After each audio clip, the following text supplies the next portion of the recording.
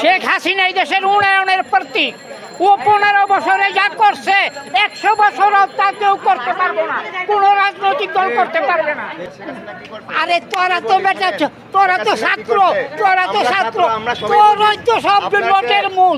তো আমি তো সব বান্যা নিচ্ছিল, এরপর কেন খেতালি?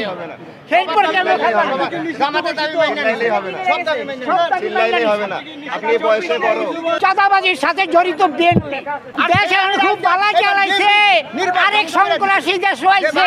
ওই ক্ষমতায় ওর 600 বঙ্গবন্ধু যেই কার্যকারণ করিয়া গেছে, এই কার্যকারণ ইহকালে পরকালে কেউ করতাম না।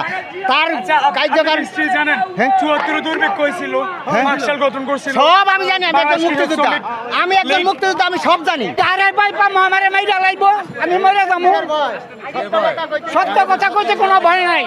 সামনে মামলার আসামি তো খালাস করে দেওয়া হইলো, এরা সন্ত্রাস করবে না, করবো কি? শেখ হাসিনা এই দেশের উন্নয়নের প্রতীক।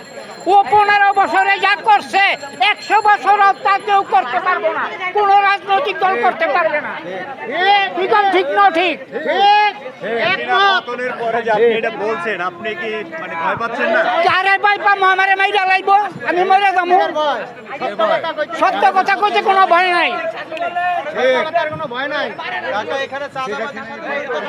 চাঁদাবাজির সাথে জড়িত বিএনপি এই দেশে সবগুলি থানা বিএনপি করছে, এই দেশে সবগুলি থানা বিএনপি লুট করছে, এই দেশে সবগুলি ক্লাব বিএনপি ভাঙছে, আমলিগের যত বাড়িঘর সব বিএনপি ভাঙছে, আমলিগের যত ক্লাব সব বিএনপি ভাঙছে, আমলিগের যত বাড়িঘর সব বিএনপি ধ্বংস করছে। পাকিস্তানিরা দেরি না করতে এডি বিএনপি করে কইরা গেছে।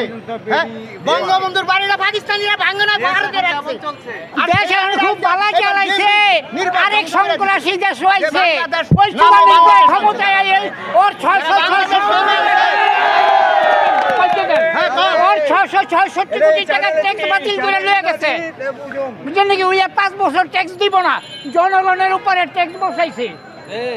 না মিথ্যা কথা গেলি? শেখ হাসিনা এই দেশের উন্নয়নের প্রতীক। সাবস্ক্রাইব করে সংযুক্তের সঙ্গে থাকুন।